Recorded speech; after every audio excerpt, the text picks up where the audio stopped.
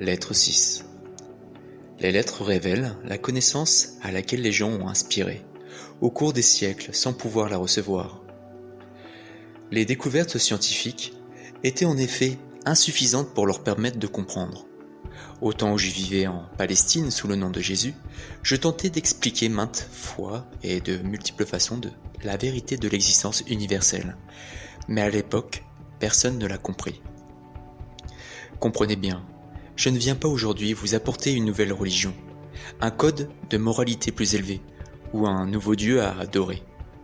Je ne prêche pas non plus, comme vos penseurs spirituels, la pensée positive. Au reste, la façon dont vous concevez la pensée positive attirez comme un aimant ce qui correspond à vos besoins, vos désirs, vos objectifs, ne fait que renforcer votre ego. Toutes sortes de choses heureuses se manifesteront en abondance en vous et votre vie lorsque vous prendrez conscience que l'univers entier est pure conscience universelle transcendante. Elle est visible pour vous quand elle prend une forme matérielle grâce à l'activité de l'ego. Le véritable but de votre parcours spirituel est de vous libérer de l'esclavage de l'ego et d'établir un contact de plus en plus pur avec la conscience divine. Votre destinée est de reconnaître son omniprésence en vous-même et dans vos activités quotidiennes. Votre objectif spirituel suprême est d'atteindre le moment spirituellement exalté où vous réalisez enfin combien votre mental humain et ses désirs sont limités. Vous comprenez alors qu'ils ne pourront jamais vous apporter le bonheur et l'accomplissement que procure l'abandon de votre personnalité et votre ouverture à la conscience divine. Pour vivre cela, demandez uniquement à suivre la voie supérieure. Avoir une vie plus abondante et réaliser le but spirituel véritable que vous seul pouvez accomplir au cours de votre incarnation. Pour atteindre ce point élevé de réalisation, étendons-nous sur les origines et la fonction de l'ego. Cela vous sera d'une aide précieuse. Lorsque je contemple votre monde aujourd'hui, je vois une dimension contrôlée par la force de l'ego. Toute chose mauvaise dans vos sociétés décadentes actuelles, vos métropoles sans âme, provient de la force de l'ego. Il génère sur votre planète toute activité méchante, mensongère, pervertie. Il contrôle médias, télévision, famille, nations. Il provoque des guerres partout dans le monde. Il crée des miasmes immondes d'énergie, de basse conscience perçus par les entités spirituelles supérieures, mais insoutenables à contempler. Votre conscience actuelle est-elle positive? Est-elle possessive? Incapable de partager avec autrui? Imaginez-vous divers moyens pour vous enrichir au détriment des autres. Volez-vous? Négligez-vous d'accomplir un travail consciencieux ou d'offrir des produits de qualité en échange d'argent? Rudoyez-vous? Menacez-vous? Vous moquez-vous? Vous permettez-vous de critiquer, de juger, de rejeter et de dénigrer? Faites-vous des ennuis? Êtes-vous intolérant, haineux, jaloux, agressif, violent, voleur, menteur, filou, manipulateur, médisant? Vous êtes sous l'emprise de l'ego. Ainsi contrôlé, vous aurez bien du mal à traverser les miasmes de la conscience de l'ego pour voir la réalité. C'est pourquoi je viens, au moyen de ces lettres, vous aider à comprendre ce qui vous enchaîne à votre condition présente. Les esprits du siècle dernier n'auraient pu même en imaginer l'horreur. Entrons dans le vif du sujet. L'ego. Au moment de votre conception, durant le rapport sexuel, la conscience de votre père s'élève le long de sa colonne vertébrale jusqu'au sommet de sa tête. Une fois la tension à son comble, la conscience de votre père toucha brièvement la conscience divine. Cela fit jaillir un éclair, une petite explosion qu'il vécut sous forme d'orgasme. À la suite de quoi, une injection de conscience divine s'infusa dans sa semence, de Navi à l'ovule de votre mère. L'union avec la femme, l'explosion de tension chez l'homme pendant l'orgasme, rejoue l'instant du Big Bang. L'unité de la conscience père-mère explosa en énergie distincte. Les premières particules électriques et la matière aléatoire prirent forme. La conscience père donnait l'énergie d'activité et impulsion.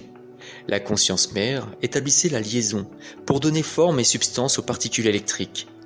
Voilà les impulsions primitives qui donnent vie et forme à l'homme et à la femme. Comprenez bien que la création n'est pas de la matière dotée de conscience. La création est la forme visible d'impulsions primitives. Celles-ci furent attirées et assemblées en formes et entités individuelles exprimant leurs facettes et combinaisons infinies.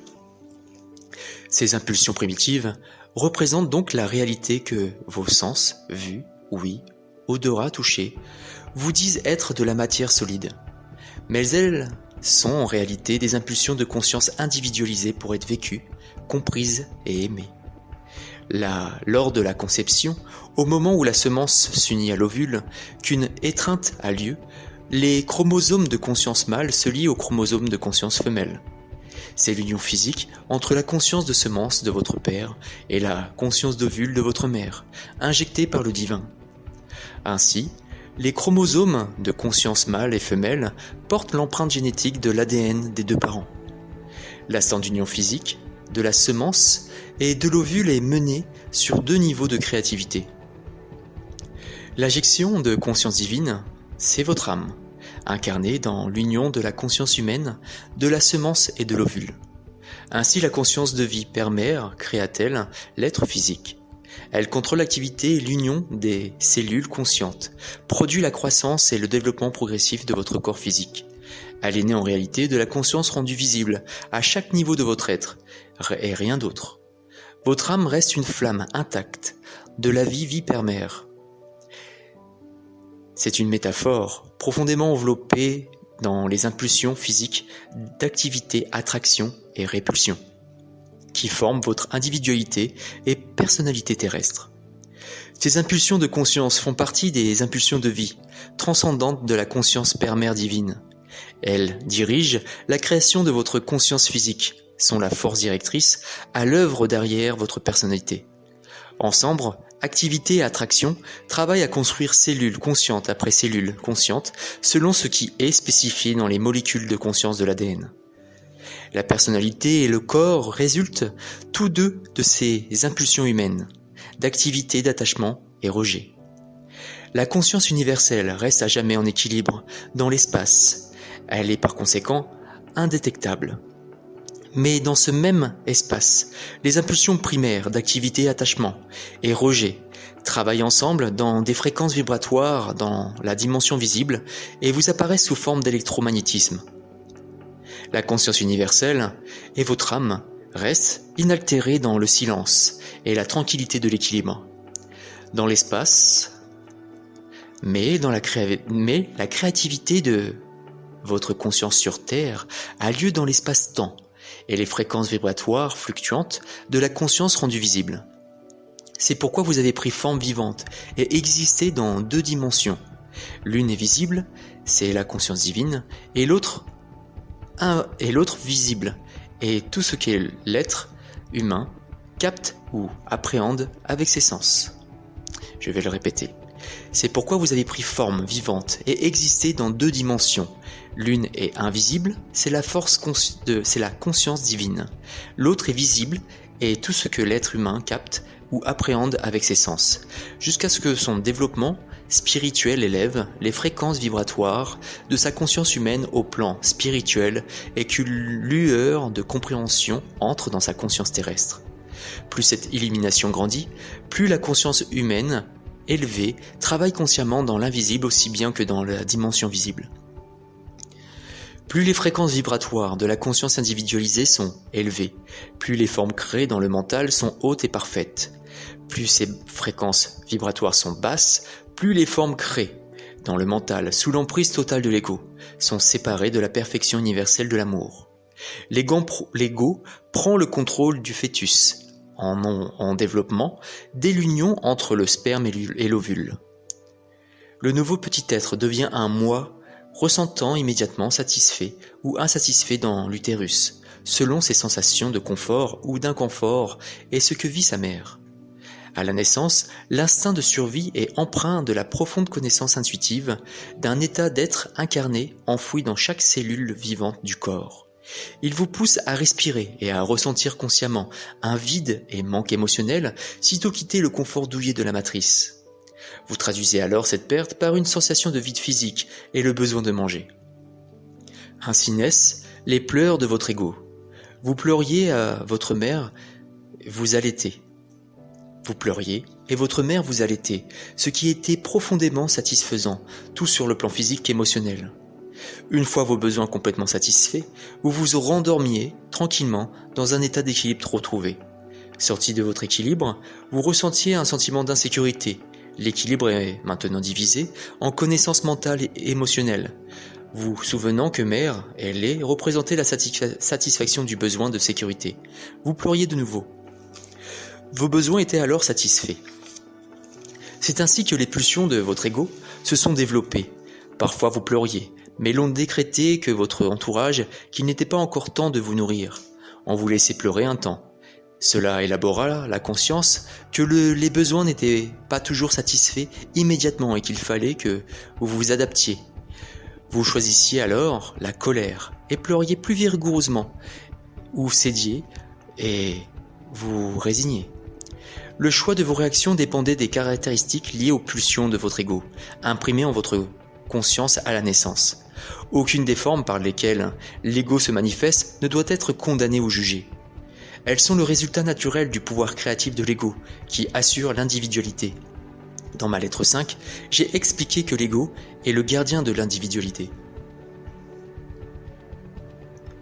Sans votre impulsion innée de pleurer pour satisfaire vos désirs ou rejeter ce qui est triste, vous seriez dans les limbes du néant. Sans la capacité de courir ou d'appeler à l'aide face au danger, vous pourriez mourir. Sans celle de pleurer ou réclamer de la nourriture à la naissance, vous auriez pu mourir de faim. Sans la possibilité d'accueillir le lait de votre mère en manifestant votre contentement et vous blottissant contre son sein, vous n'auriez jamais développé le lien étroit d'amour avec elle. Sans les pulsions de l'ego, il n'y aurait aucune création individualité, satisfaction des besoins, aucune protection, chaleur humaine ou amour. Sans les pulsions de l'ego, il n'y aurait ni autodéfense, ni protection, ni survie. Mais les pulsions de l'ego, celles du moi, de l'individu, répondent uniquement à des besoins d'autosatisfaction et de survie. Dans l'enfance, le moi de l'ego est gouverné par ce qu'il aime ou n'aime pas. Le désir est rejet de ce qu'il veut ou ne veut pas, ainsi que certaines habitudes dues à la répétition continue d'émotions identiques. De mauvaises habitudes se créent. Ce sont les réponses de l'ego à des expériences et un environnement qu'il juge inacceptable. Elles s'impriment à leur tour dans l'inconscient ou subconscient et y demeurent cachées. Ces réponses enregistrées surgiront néanmoins lors de comportements répétitifs, quand la mémoire de circonstances précédentes et de modèles de comportement les amènera inconsciemment à l'esprit. Le subconscient et le conscient agissent ensemble pour développer la personnalité. Une grande partie du comportement devient conditionné et très difficile à modifier lorsqu'une personne est inconsciemment programmée par de fortes habitudes égoïstes de pensée ou de comportement qu'elle trouve difficile de vivre en harmonie avec autrui. Elle consulte un psychologue qui l'aide à dénouer la complexité de ses problèmes mentaux et émotionnels. Jusqu'à ce que ma vérité de l'existence soit pleinement comprise, les gens soumis à leur ego, par ignorance de cette vérité, ressentiront douleur et souffrance. Les principes créateurs de vie doivent devenir pour tous les modèles constants des façons de penser et réponses données aux expériences de vie. L'Église décrit cette difficulté humaine comme une tentation de Satan. C'est totalement faux. Il s'agit d'un processus naturel, causé par des réactions incontrôlées issues de l'ego face à des événements de vie. L'ego veut seulement donner à l'individu bonheur, paix et contentement, satisfaire tous ses besoins, son intimité, son indépendance, sa sécurité, tout cela pour sa survie. Comprenez bien qu'il n'y a rien de mauvais dans les pulsions de l'ego. Il est un outil indispensable de la création. C'est l'individu lui-même qui déséquilibre sa vie s'il permet à son ego de contrôler complètement sa personnalité, sans réfléchir ou tenir compte d'autrui. Mais cela ne doit être ni jugé ni critiqué. La personne sous l'emprise de l'ego ne connaît pas d'autre moyen de penser ou d'agir dans la dimension terrestre. L'enfant ne sait rien d'autre de la maîtrise de soi, que ce que ses parents et enseignants lui ont transmis. Aussi que parents et enseignants acceptent de bon cœur les erreurs qu'il commet en réponse à la vie et à ses aléas, puisqu'il n'y a aucune compréhension de ce qui les pousse à agir. S'il désire une chose, il la veut immédiatement et se demande pourquoi il ne l'aurait pas. Il n'y a rien d'autre en tête. Il voit une chose qu'il aime, il la veut. Il est cruel de se dire brutalement à un enfant « Non, tu ne peux pas l'avoir ». Son système tout entier se sent insulté et agressé. Dès son plus jeune âge, éduquer l'enfant en usant de logique et réconfort, à affirmer son droit et de se sentir en sécurité dans son environnement. Développer chez lui le sens de la sécurité en lui expliquant comment exprimer ses désirs.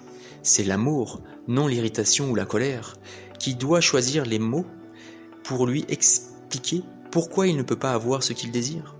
L'enfant entend le message transmis avec amour, mais délivré dans la colère, il suscitera au contraire les manifestations les plus exacerbées de son ego, un ressentiment ouvert ou caché ou encore une profonde frustration qui ternira l'ego, diminuant le sens naturel que chaque enfant a de sa propre valeur. Le sentiment de la valeur personnelle est un besoin chez l'enfant. Il ne devrait être ni bridé ni détruit.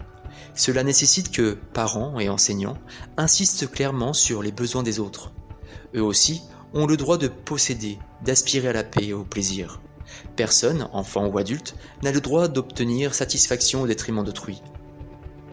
Si un petit enfant en frappe un autre et le fait pleurer, il est tout naturel que ce dernier, poussé par son ego, veuille lui rendre l'appareil. Il est programmé pour se défendre. Parents et éducateurs ont le devoir de souligner que rendre à quelqu'un la monnaie de sa pièce, vouloir se venger lors d'un conflit, provoque une escalade de violence qui cause encore plus de souffrance à chacun des enfants.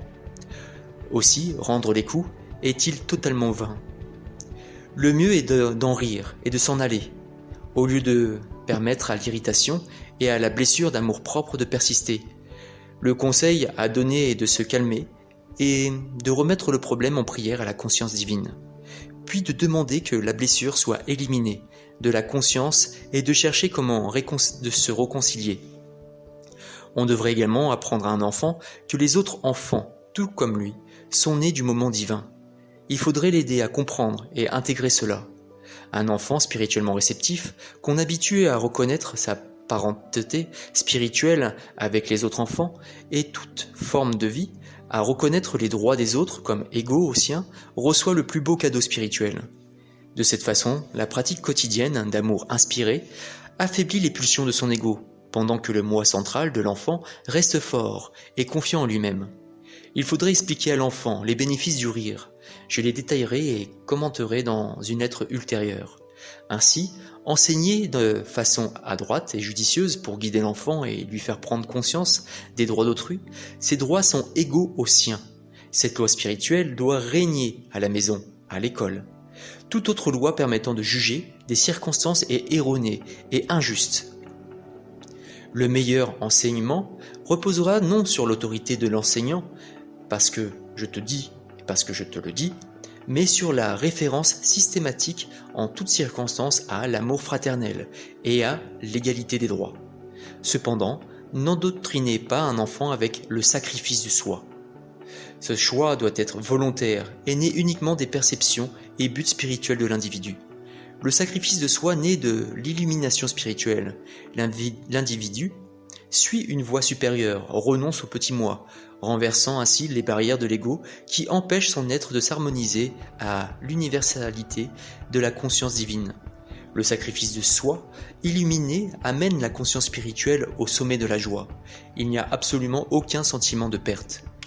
Je vous ferai comprendre plus facilement ce que sont l'âme et l'ego si vous joignez les mains en coupe. Les bouts de vos doigts se touchent et les poignets aussi, ce qui laisse un espace entre vos mains. Vos mains figurent la coquille de la conscience humaine, d'une personne, son ego. L'espace représente bien l'âme, issue de la conscience vie père-mère, au moment de votre conception.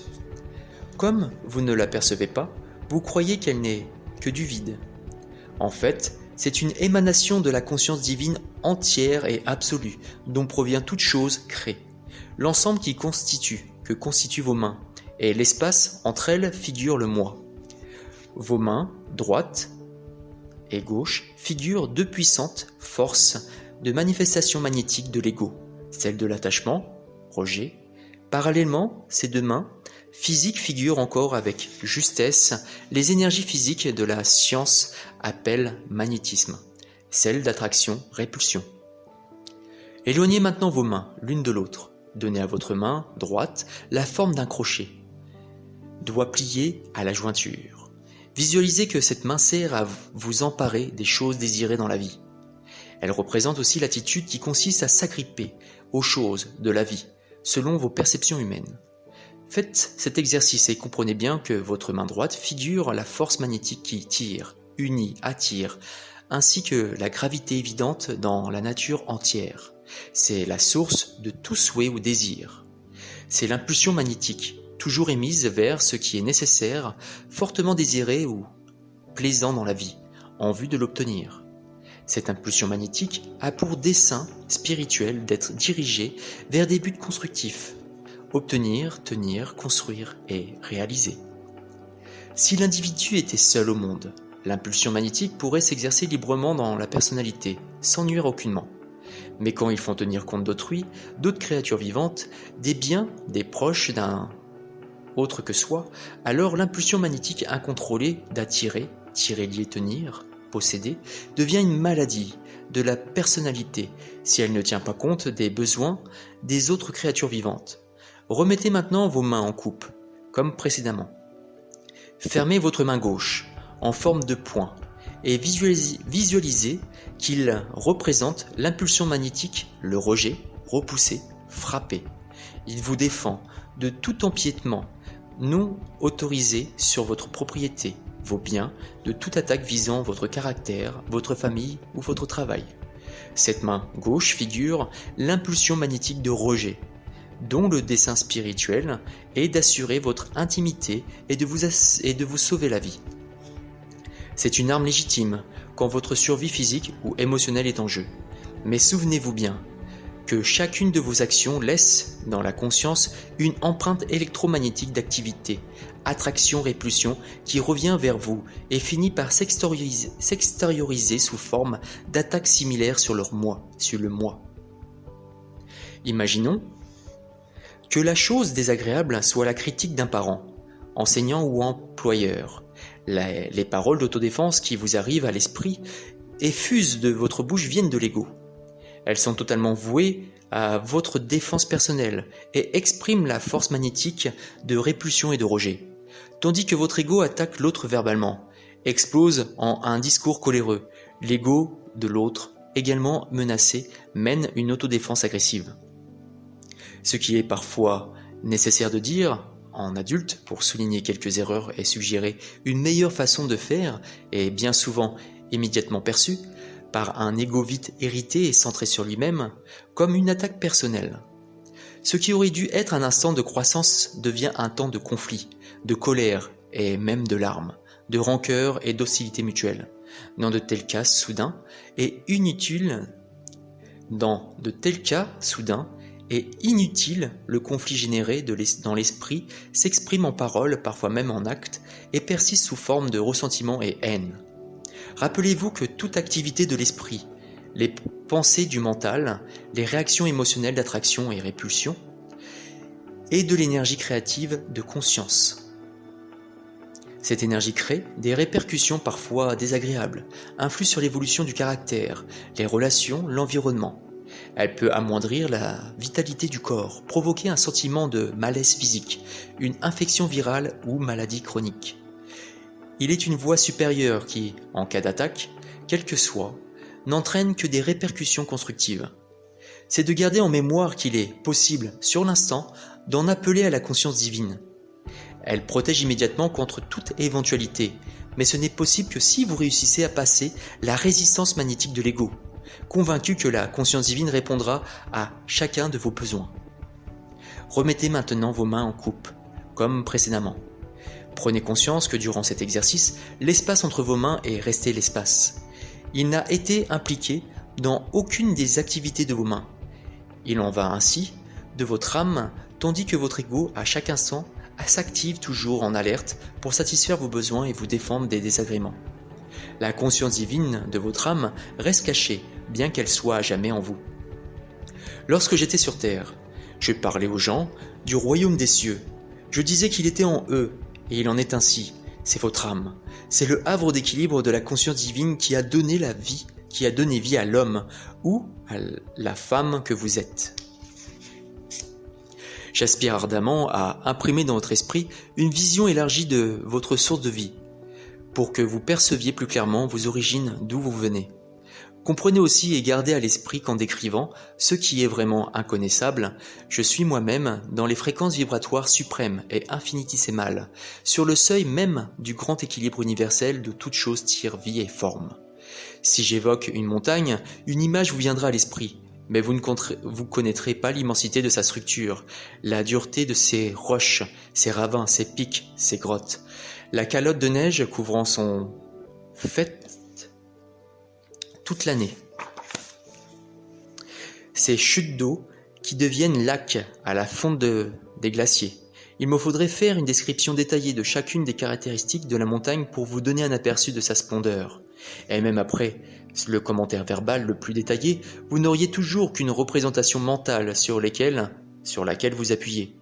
Vous ne connaîtrez toujours pas la montagne. Si je parle d'un ouragan, je peux évoquer des arbres pliés jusqu'à terre, que fouettent des tornades, des murs qui s'écroulent, des chevrons cassés, des briques et des toits qui s'envolent, des fenêtres brisées, des voitures retournées, de gros arbres déracinés.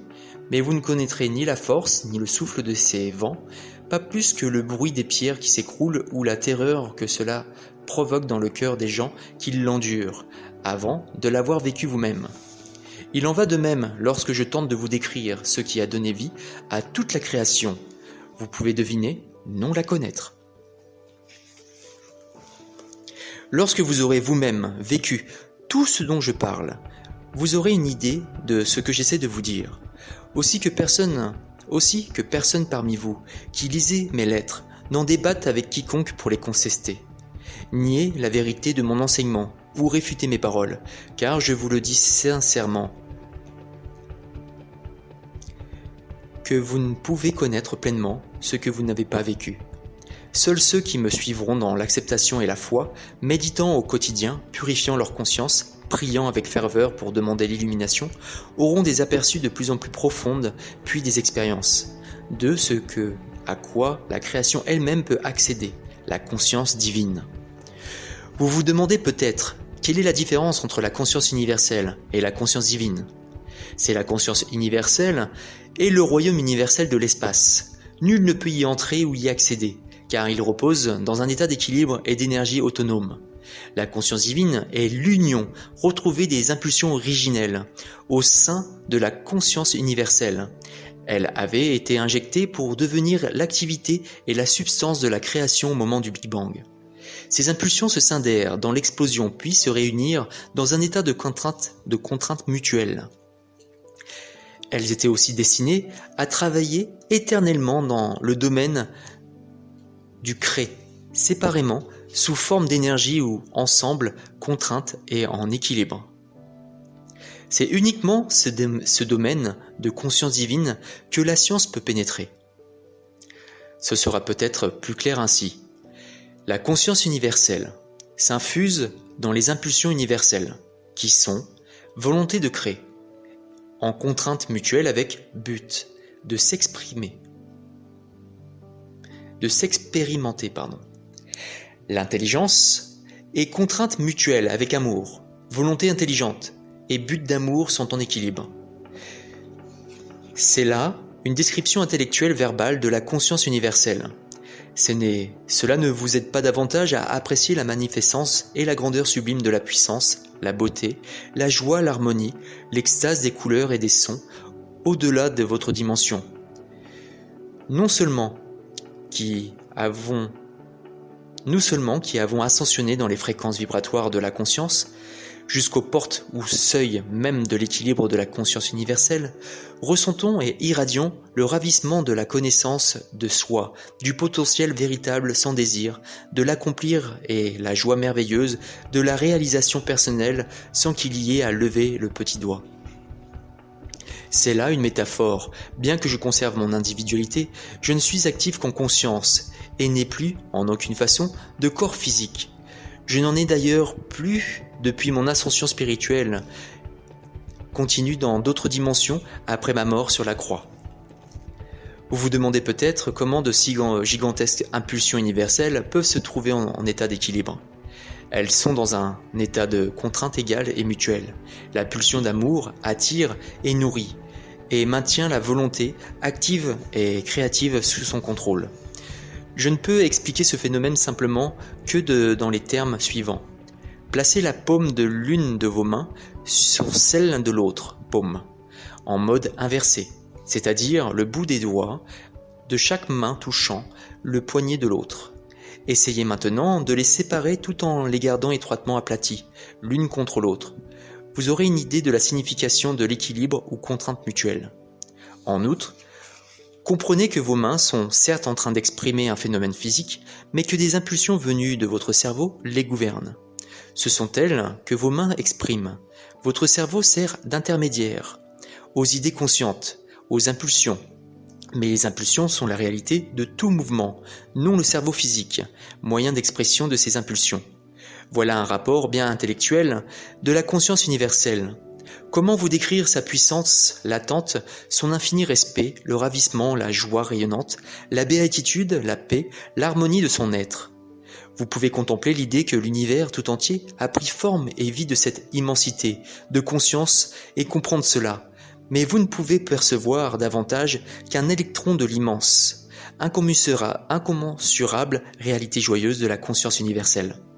Pour comprendre pleinement la nature de la création, pourquoi l'ego fonctionne ainsi, pourquoi les entités créent, ressentent les besoins qui sont les leurs, réalisez que les natures et qualités de la conscience universelle sont joie rayonnante, accomplissement, bonheur. C'est ce que j'ai appelé le royaume des cieux en vous, en votre âme, dans les recoins les plus reculés de votre psyché, cet intermédiaire entre le rayonnement de votre âme et le soi obscur de l'ego. Revenir à cet état d'être transcendant, glorieux, beau, heureux, harmonieux, est le désir le plus ardent de votre âme. Cette aspiration constante, mémoire innée et inconsciente d'équilibre, de paix, de joie et d'harmonie pousse l'ego, à travers la psyché, à manipuler l'environnement en votre faveur. Son but constant est de vous ramener à votre état originel d'extase glorieuse, d'où vous avez tiré l'âme, l'être et la forme. Cependant, il n'est possible pour l'ego d'attirer à vous la joie et le plaisir auquel vous aspirez qu'en usant de deux impulsions magnétiques et émotionnelles, d'attraction-rejet. Elles sont les impulsions matérialisées qui vous donnent votre individualité. Votre aspiration innée à rejoindre la source de l'être, est vécue dans les paramètres électromagnétiques, de la pensée et des sentiments comme encore, encore et toujours davantage, de ce qui a déjà procuré une sensation de plaisir. Encore de nouveaux amis, de nouvelles maisons, voitures, habits, etc. Chaque petit plus engrangé fait jaillir une lueur de satisfaction, et il est parfois cause d'un peu de m'as-tu vu auprès des voisins, ce qui intensifie le plaisir. On a plus que petite lueur supplémentaire. Puis la nouveauté meurt, l'acquisition récente devient ordinaire, les sens se calment, ils sont en équilibre. Apparaît la fatigue mentale, c'est le retour de la morne et ennuyeuse routine. Pour susciter un peu de vie, l'ego s'empare d'un autre objectif, qui lui apporte plaisir et excitation. Ainsi passe la vie, à poursuivre inlassablement toutes sortes de satisfactions personnelles. L'âme cachée demeure affamée, insatisfaite, se languissant malgré tout de quelque chose d'autre. Mais que recherche donc si ardemment mon moi intime, vous demandez-vous avec désespoir? Quand une personne comprend la vraie source de son vide intérieur et de la frénésie insatiable qui ne la quitte pas, encore de bonnes choses déjà goûtées, Quand elle se met à méditer, établissant un contact avec ce qui lui a donné l'existence, un peu de l'équilibre divin filtre à travers sa conscience humaine. Son vide diminue. Pour peu que cette personne puisse entrevoir une véritable lueur de l'éternel, du vrai but de l'existence, son désir d'avoir toujours davantage s'éteindra de lui-même. Il sera progressivement remplacé par une appréciation juste de ce qui est déjà à soi et un sentiment de contentement durable. Les interventions miraculeuses vécues, la présence de la conscience divine active dans la vie quotidienne aident considérablement la conscience humaine à s'élever. Elle apprend ainsi que ses besoins quotidiens sont satisfaits de la meilleure façon qui soit, sa foi augmente et sa joie s'intensifie. Sachez-le, je ne viens pas vous enseigner la pensée positive, afin d'attirer à vous les choses désirées dont vous avez besoin. Je viens expressément à vous pour vous ramener dans le royaume des cieux. Cependant, ce n'est pas seulement votre désir d'accroître vos biens qui relègue votre âme dans sa demeure secrète. L'ego utilise aussi sa force émotionnelle magnétique qui repousse, rejette, pour assurer votre individualité, intimité, sécurité. Cette impulsion prend des formes variées, qui vous donnent un sentiment de supériorité, d'élitisme, vous protège des indésirables, des gens au statut social inférieur au vôtre. Ces comportements de l'ego se produisent continuellement. Même les églises les jugent parfaitement acceptables. Mais la vérité, c'est que l'âme qui commence à maîtriser les pulsions de son ego réprimande la personnalité humaine pour son égoïsme et son exclusivité. Elle pousse le psychisme à adopter l'amour inconditionnel, la croyance en l'universalité, en l'unité de tout être humain, quel que soit leur statut. Peut-être comprenez-vous maintenant plus facilement le comment et le pourquoi de la création de votre individualité. Votre ego a formé une grande capsule d'impulsion physique qui a produit et développé votre conscience humaine, crée votre forme physique et votre personnalité humaine. Elle dirige votre mental et vos émotions, vos pensées et vos sentiments. Elle vous empêche donc d'établir le contact avec votre source de vie et votre âme. Votre but réel dans la vie est de maîtriser votre ego en élevant vos pensées et sentiments jusqu'à ce que vous sentez être derrière la création et en demandant constamment l'illumination. C'est là ce qu'une personne doit faire en priorité pour arriver au moment glorieux où elle prend contact avec le divin.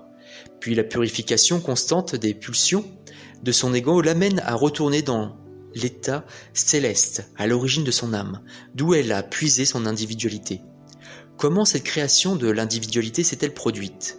Je vous ai déjà dit que la conscience universelle atteignit un point élevé de contrainte mutuelle, qu'une explosion eut lieu qui scinda. L'impulsion de volonté créatrice et l'impulsion des buts aimants, séparés, l'intelligence père et amour mère, devinrent actifs dans la création en tant que électricité et magnétisme, attraction, répulsion. La vie, réunifiée dans l'équilibre en conscience divine, vie. Ainsi, loin d'être la matière solide et impondérable, le monde visible est en réalité la force d'activité mentale en travail permanent avec l'attachement-répulsion émotionnel et magnétique, également nommé attraction-rejet. L'intelligence père, l'électricité physique et l'amour mère, l'attraction-rejet magnétique physique, ensemble ont enfanté l'ego. Cette impulsion d'individualité naquit et prit forme immuable, constante, dans les énergies de création. Cela pour que les forces électriques, protons, électrons et tous ceux de la bande des particules, que la science a découvert avec enthousiasme, ne s'envolent pas sans arrêt, dans un état sans forme, lointain. Elles restent contraintes et contrôlées par l'impulsion magnétique d'attachement-rejet de l'amour-mère afin de provoquer la forme manifestée. La science contestera peut-être les paragraphes qui précèdent. Il est vrai qu'elle s'est donné beaucoup de peine pour décrire les divers processus d'attraction et nommer de diverses appellations les énergies d'attraction. La science peut appeler comme elle veut ces énergies d'attraction ou d'attachement. Il n'en reste pas moins qu'elles naissent de l'immense et toute première impulsion de l'amour mère, et la fonction de l'impulsion vie intelligente père donne, je répète, il n'en est pas moins qu'elles naissent de l'impulsion et toute première impulsion de l'amour mère, la fonction de la conscience primaire étant de donner forme à l'individualité. La pulsion vie Intelligent Père donne une impulsion électrique à la création. Impulsion Bu, aimant, Mère donne son lien d'attraction pour brider et contrôler l'impulsion électrique dans l'individualité. L'impulsion Bu, aimant, Mère donne aussi l'impulsion Rejet, répulsion pour assurer la survie de l'individu. C'est cela le processus de la création. La science ne peut pas approcher la création qu'en spectatrice, bien que ses ambassadeurs soient humains et expérimentent eux-mêmes la vie. L'esprit humain peut seulement observer ce qui a été créé. Il ne peut entrer dans les processus intimes de la création, cachés dans la matière, et les champs d'énergie les plus fondamentaux. La science ne pourra jamais déceler le facteur motivant X qui donne naissance aux énergies contrôlant la création de la forme individuelle. Mais ce que la science peut dire sur la matière de la création n'a guère d'importance pour vous en tant qu'individu. La science n'apportera pas l'once d'un changement dans votre style de vie, votre santé, votre environnement, vos sentiments ou vos réalisations personnelles. Ce qu'il faut savoir, et que je viens expressément vous dire, c'est comment échapper aux manifestations progressives, protectrices égoïstes de votre ego, qui assurent votre individualité, votre survie et votre aspiration innée à retourner vers la joie bienheureuse d'où la création entière a puisé la vie. Voilà pourquoi je suis venu sur Terre et pourquoi je viens à vous aujourd'hui. Je fais ce qu'aucun scientifique ne pourra jamais faire pour vous. J'aide votre âme à s'extraire des pulsions de l'ego, à ouvrir un nouveau programme de vie de la pensée et des émotions exprimant directement la vie de la conscience père-mère injectée en vous et en toute l'humanité à la conception. L'ego possédant lui-même l'élan électrique d'activité-créativité et les impulsions magnétiques émotionnelles, d'attachement-rejet, toutes les pensées, sentiments et actions venant de lui sont chargées de vie électromagnétique physique. Celle-ci reproduira des formes de vie qui finiront par se matérialiser dans la vie de l'ego créateur à l'identique. Ces formes créées se manifestent en tant qu'expérience, mais pas seulement. Elles perturbent aussi le bon fonctionnement des processus physiques de leur créateur et causent malaise physique, virus ou maladie. Lorsque l'âme émerge enfin de la conscience humaine, de l'ego qui l'encapsule, c'est une cause de grande réjouissance. La conscience spirituelle qui s'élève créa les conditions harmonieuses et vivifiantes qu'elle garde dans la conscience. A l'inverse, la conscience humaine maintenue sous le contrôle de l'ego est cause de tristesse, source de détresse, d'épreuves, de malheur dans les expériences de vie et la santé physique elle-même. Aussi je vous dis, vous n'aimez pas votre monde. Vous avez le pouvoir à l'instant même de changer vos conditions d'existence si vous persistez dans la foi et la volonté de le faire. Voici une autre façon de le dire, pour bien attirer votre attention. Si vous persistez à fonctionner, à raisonner au niveau humain où vous êtes actuellement, vous ne ressentirez que ce niveau d'existence humain. Vous travaillerez dur et mènerez une vie misérable. Vous serez assailli par de nombreux problèmes, pauvreté, maladie, dépendance, immobilisé, accablé par la peur et exposé à toutes sortes d'attaques malveillantes. Vous ploierez-vous sous vos conditions présentes jusqu'à ce que vous compreniez comment les modifier. Je vous présente l'occasion rêvée de maîtriser votre vie, comment vous ne l'avez jamais fait. Prenez le contrôle de vos pensées et émotions ou impulsions électriques et magnétiques, modèle de vos expériences futures, car vous êtes semblable au potier travaillant l'argile, vous façonnez quotidiennement des pots et ustensiles à votre usage. La conscience est l'argile, c'est la matière avec laquelle vous créez votre vie et tout ce qui vous advient. Vous seul façonnez votre vie sous la forme que vous expérimentez. Avec vos pensées, vous changerez votre propre avenir si vous voulez bien en elle, si vous voulez bien tenir compte de mes paroles, comprendre vos véritables origines, croire en elles et utiliser cette connaissance au quotidien. Vous pouvez affecter votre environnement, votre foyer, votre famille, votre travail, vos relations et même les plantes, les animaux, le climat. Tout ce que vous maintenez à l'esprit s'extériorise. Il est donc crucial pour vos développements spirituels et personnels de comprendre pleinement tout ce que j'essaie de vous enseigner. N'allez pas croire ces lettres trop difficiles à comprendre et cherchez un moyen plus facile d'atteindre le bonheur. Croyez-moi, il n'existe aucun moyen véritable plus facile pour atteindre l'équilibre et le bonheur recherché, car j'énonce la vérité de l'existence universelle de la vie, dont vous vous servez en ce moment même pour construire ou détruire votre vie. Toutefois, sachez que vous ne pourrez créer de nouvelles conditions de vie sans avoir au préalable découvert pourquoi et comment vous avez créé des conditions destructives et négatives dans le passé. Certaines de vos pensées, paroles et actions passées ont créé et mis en mouvement tout ce que vous vivez aujourd'hui. Inutile donc d'en vouloir aux circonstances présentes, ce sont vos propres actions qui sont responsables de votre vie actuelle. Montrez-vous sage, lisez ces lettres et vouez votre force et votre volonté à découvrir les moyens que vous utilisiez jadis par ignorance pour gâcher votre vie. Puis faites le nécessaire pour purifier votre conscience. Vous vous demandez peut-être, pourquoi purifier ma conscience? Je vous le dis, vous n'ensemeriez jamais un champ de maïs sans passer d'abord la charrue pour retourner la terre et user de l'outillage nécessaire pour obtenir un sol meuble et bien fertilisé. Si par ignorance vous plantiez des sans-engrais dans un sol grumuleux, parmi les mauvaises herbes, votre récolte serait maigre et clairsemée. Il en va de même quand vos pensées terrestres et égocentriques vous submergent et que vous vivez uniquement d'après vos connaissances, votre force et votre volonté humaine. Vous êtes limité en tout, et dans l'ignorance la plus totale, vous créez les circonstances mêmes qui limiteront le résultat de vos efforts.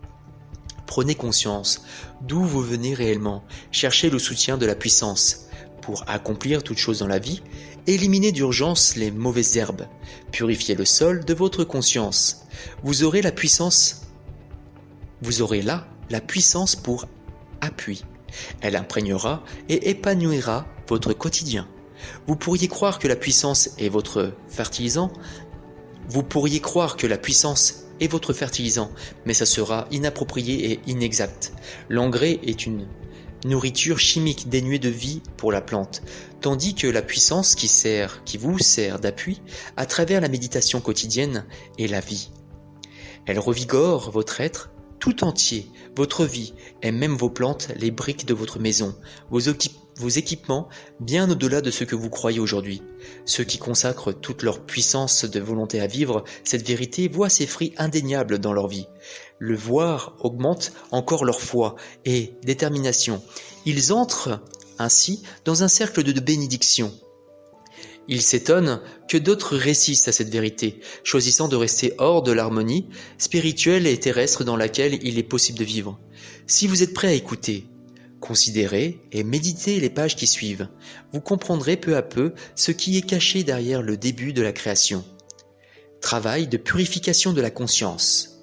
Tandis que vous faites le travail incontournable de purification mentale et émotionnelle, utilisez ce que vous avez appris dans les pages précédentes sur ce qui vous a mené, vous et le monde entier, à l'existence visible. Développez une prise de conscience, établissez un contact avec sa puissante conscience divine. De ce contact viendront l'inspiration et la force d'effectuer la purification plus rapidement. Durant ce travail, vous vivrez un bonheur et une plénitude retrouvée dans tous les domaines de votre vie. Vous recevrez également de l'inspiration pour votre vie quotidienne, cela pendant votre méditation ou tel un ray de lumière jaillissant dans l'esprit, alors que vous êtes en paix et pensez à quelques banalités. Si vous accueillez ces conseils sans les dénigrer ou les rejeter, mais veillez à les suivre fidèlement, vous permettrez à la source fertile et fructueuse d'idées créatrices en vous de jaillir et de se répandre. Tout ce qui vous touche fleurira, s'épanouira et prospérera. Tout vous répondra et vous bénira d'une vie nouvelle. Si vous vous disciplinez à méditer quotidiennement, avec une dévotion sans faille, vous ressentirez et vous sentirez à un moment donné une réponse et un afflux de ce qui vous a donné la vie. Les mots que vous utilisez prendront une nouvelle signification, ils seront imprégnés de vie universelle. Vous serez inondé d'une joie que vous sentirez porté à son comble, car vous saurez alors que la puissance est réelle et active dans votre esprit et votre vie. Vous aurez de plus en plus confiance en la puissance qui se manifestera dans vos affaires. Vous aurez envie qu'autrui vous rejoigne dans votre état d'harmonie béni. Les autres en seront d'ailleurs conscients et vous poseront des questions. Plus encore, vous éprouverez une nouvelle sorte d'amour fraternel et aurez envie de partager ce qui vous rend heureux. Je ne peux insister assez sur cette vérité, la nécessité de méditer. Tant de gens renoncent à leur quête et autodiscipline d'écoute quotidienne avant d'avoir complètement purifié leur conscience et atteint l'état de pureté intérieure si nécessaire à l'établissement du parfait contact avec la conscience universelle, source de votre être. Quand vous établissez un véritable contact, il vous arrive des choses qui ressemblent à des miracles. La puissance universelle prend forme et se développe petit à petit dans votre âme, votre corps, votre esprit, votre cœur et les circonstances de votre vie. Je vous le dis en vérité, ayez foi en mes paroles. Si vous persévérez, vous ressentirez le contact à un moment donné et saurez que vous l'avez établi. Vous aurez alors atteint le moment le plus crucial de votre développement spirituel et humain. Tant d'âmes se sentent élevées et joyeuses pendant quelques heures, avant que les soucis quotidiens ne s'emparent à nouveau de leur esprit, qui intellectualise l'expérience, lui trouvant une explication convaincante en termes humains. Évitez cela, vous perdriez ce qui vous a été donné, vous retarderiez de beaucoup votre progrès spirituel. Si, lisant ces mots, vous avez peur d'y croire, ou les croyez pures sottises, ou estimez perdre votre prestige en y croyant, vous créez dans votre esprit une forme de conscience vivante qui annulera toute réponse constructive que vous auriez pu, au préalable, avoir apportée à cette lettre. Je vous le dis, chérissez vos moments de foi, préservez vos précieux moments de contact avec ceux qui vous a donné l'existence, croyez en eux, gardez-les fermement à l'esprit, vous avancerez peu à peu jusqu'au sommet de la conscience spirituelle, jusqu'à atteindre une compréhension et une immense joie. Je répète, ne mettez pas ces lettres de côté. Je ne peux souligner assez la nécessité pour vous d'y penser, de vous rappeler ce qu'elles ont à vous dire. En cas d'oubli, reprenez-les. Relisez-les encore et encore jusqu'à ce que votre conscience en absorbe pleinement le contenu. Plus vous les méditerez au quotidien, plus elles se clarifieront dans votre esprit et auront du sens pour vous. Finalement, vous constaterez qu'elles agissent comme la nourriture et la boisson. Elles fortifient votre morale, font grandir votre détermination à changer votre présent en un état d'harmonie, de croissance et de prospérité, de paix. Grandes seront votre inspiration et votre joie quand vous réaliserez combien la puissance immense qui vous a mené à l'existence est rayonnante, radieuse, extatique, combien elle dépasse votre capacité présente à la rêver et l'imaginer. C'est la réalité. C'est la source de l'être, la source de tout ce que vous voyez dans votre monde vivant naturel, celle encore de bien des niveaux d'existence, au-delà de celui que vous habitez actuellement. Recevant abondamment la conscience divine dans votre esprit, en vous-même, dans toute votre existence, vous constatez une énorme différence.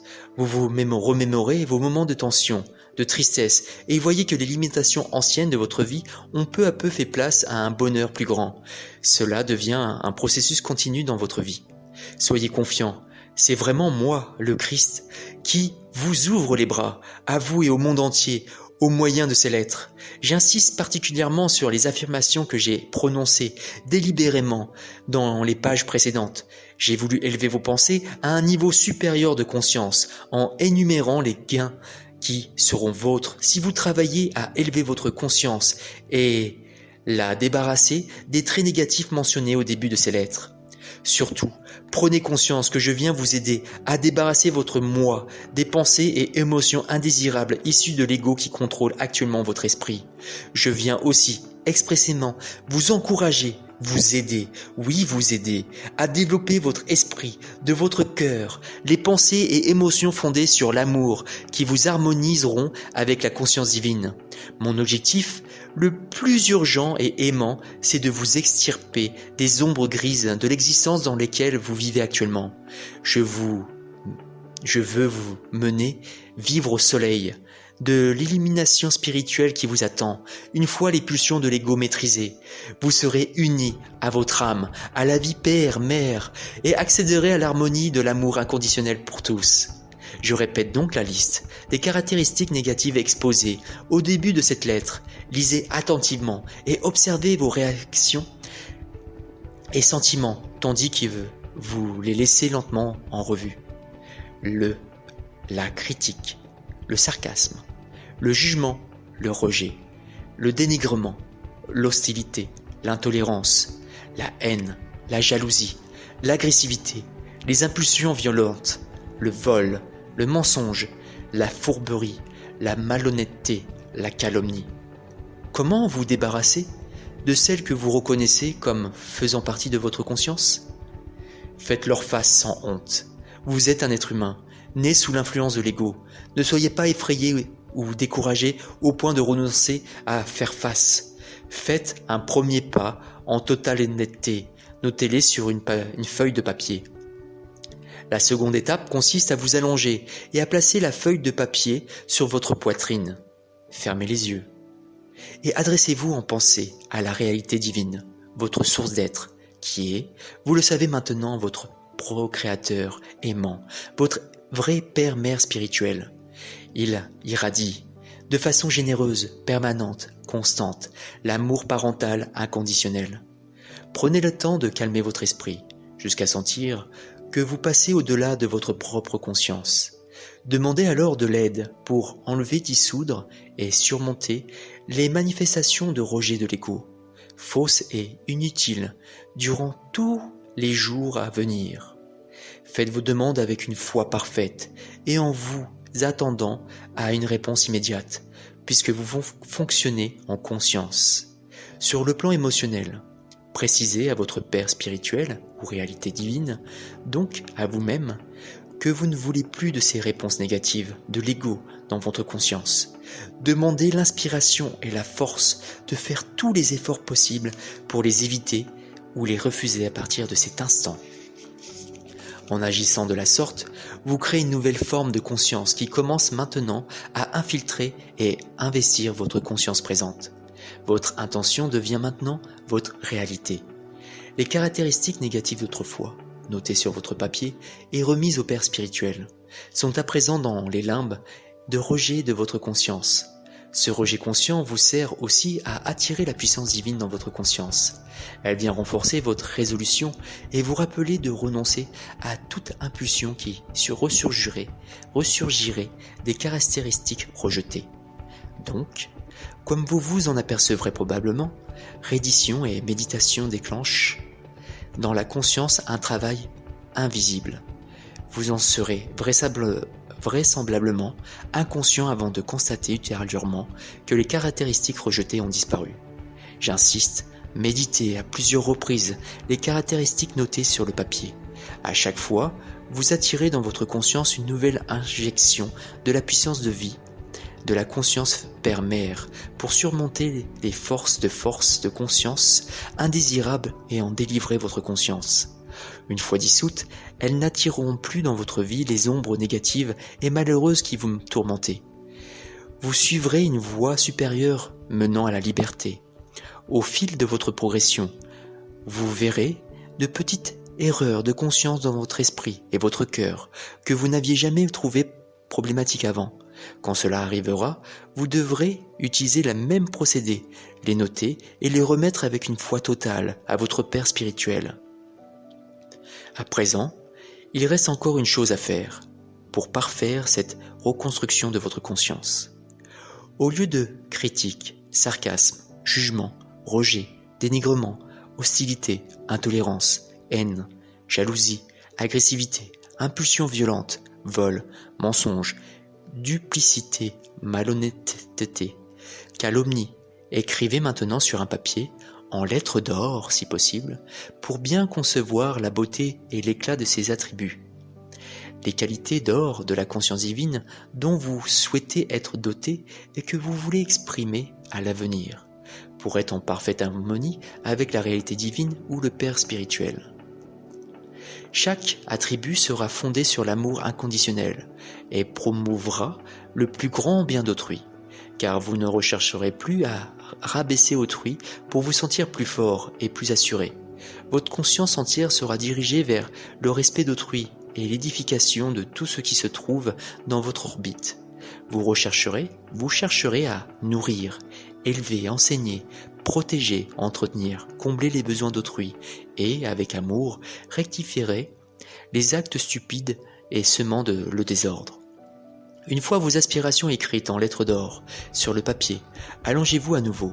Contactez votre réalité divine et demandez que les belles impulsions, la nature du divin, s'étendent peu à peu à votre esprit et votre cœur jusqu'à devenir votre propre conscience. Lorsque cela se produira, votre âme ressemblera au poussin qui donne des coups de bec pour casser sa coquille, naître aux merveilles du vaste monde et rejoindre sa mère poule qui attend patiemment l'arrivée du petit. C'est ce que toutes les âmes christiques et moi-même vivons. Nous attendons, observons, aidons les gens qui aspirent à découvrir la cause du vide dans leur esprit et s'emploient à transcender leurs occupations terrestres. Ceux encore dont l'esprit est attiré par des buts supérieurs, qui aspirent à vivre l'accord parfait avec leur âme et leur source d'être, leur source divine d'être, nous avons des élans de tendresse et d'amour pour les voyageurs spirituels, plus qu'ils ne le croient. Cela veut dire que nous vous attendons avec émotion et amour, vous qui lisez cette lettre. Une fois réunis à votre source d'être, vous aurez réalisé votre véritable but sur Terre et accompli votre vraie mission dans l'éternité. Aussi, que votre vie réelle commence. Vous serez entré dans le royaume des cieux. Je ne vous dirai pas quelle qualité écrire pour votre nouvelle conscience. Elles doivent venir de votre perception présente, de ce qui est le meilleur et le plus élevé. Référez-vous à la nature divine de la conscience divine que j'ai perçue si clairement dans le désert et je vous ai décrit dans la lettre 1. Faites de cette nature divine devienne votre propre nature. Sachez-le, vous qui vous engagez en toute sincérité dans ce voyage, je suis à vos côtés à tout moment. Sachez aussi que je vous envoie soutien et force dans ce voyage vers votre union à votre réalité divine. À propos du christianisme, je vais maintenant vous entretenir des choses plus terre à terre pendant que vous me lirez. J'aimerais que vous soyez à l'affût de vos changements d'humeur ou sentiments de bien-être. C'est encore un exercice qui consiste à identifier ce qui se passe dans votre conscience, quand vos pensées changent, et les mots qui vont avec aussi. Lisez, s'il vous plaît, très attentivement les pages suivantes, que vous soyez un chrétien, pratiquant ou non, même si vous êtes fortement tenté de les sauter. Notez vos réponses, idées, sentiments, en particulier si vous sentez des variations dans votre ressenti, dépression ou plaisir. Notez le numéro de la page dès que le mot rende votre humeur plus légère et vous élève sur un plan supérieur de paix et de bonheur. C'est un exercice plus important qu'il n'y paraît. Si vous le passez, vous vous condamnez à lire des propos sur la conscience sans jamais la comprendre en profondeur. Elle constitue l'énergie de base de votre existence, de la matière de votre corps, de votre environnement, des événements de votre vie, de vos humeurs et aspirations spirituelles. Vous comprendrez que la conscience est la totalité, la substance universelle de votre existence et de vos expériences lorsque vous remarquerez comment vos idées et opinions élèvent ou abaissent les fréquences de vibration de votre conscience. Prenez bien conscience des mots que vous utilisez dans votre vie quotidienne. Voyez quelle qualité de vie ils créent pour vous et quel impact ils ont sur les autres. S'ils élèvent leur humeur dans la paix et la joie ou les laissent déprimés et épuisés. J'ai aussi la ferme intention de toucher ceux qui parmi vous sont aujourd'hui adeptes de la religion chrétienne, ceux qui s'opposent au conditionnement religieux, passé ou présent, et trouvent difficile de se défaire des dogmes qui entravent leur perception afin d'atteindre les fréquences vibratoires plus fines d'une connaissance spirituelle plus haute.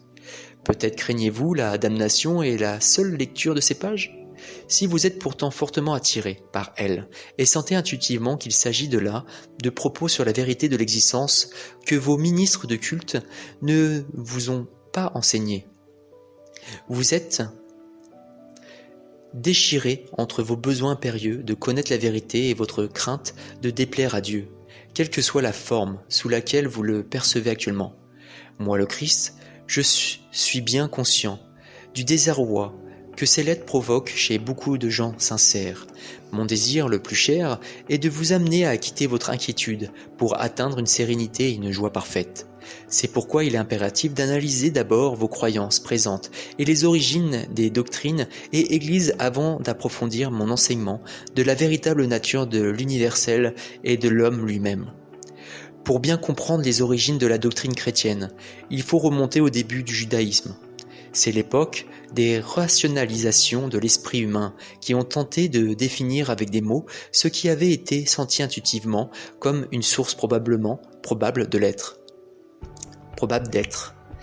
Vous qui luttez pour vous libérer d'anciens mythes, des fausses croyances, à vous de percevoir clairement et de comprendre maintenant la différence fondamentale entre croyances de l'Église et la vérité de l'existence que je tente de vous expliquer. Tant que vous ne discernerez pas clairement l'origine de la forme de vos croyances présentes, vous ne pourrez vous libérer complètement des illusions de votre condition religieuse passée. Vous aurez un pied dans chaque camp, ce qui est une position dangereuse. Cette division cause un grand conflit mental.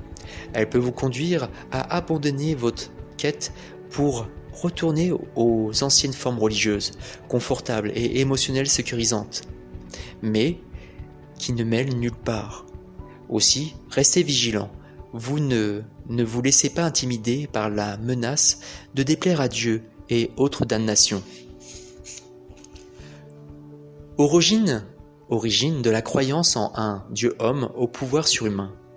Commençons par les origines de la croyance en Dieu. Voilà un nom qui a signifié beaucoup de choses différentes pour l'humanité. Cette croyance est installée à l'époque où les anciens Hébreux marchaient dans les plaines désertiques, s'interrogeant sur les origines de la création. Il fut alors imaginé que la source de la création ne pouvait qu'être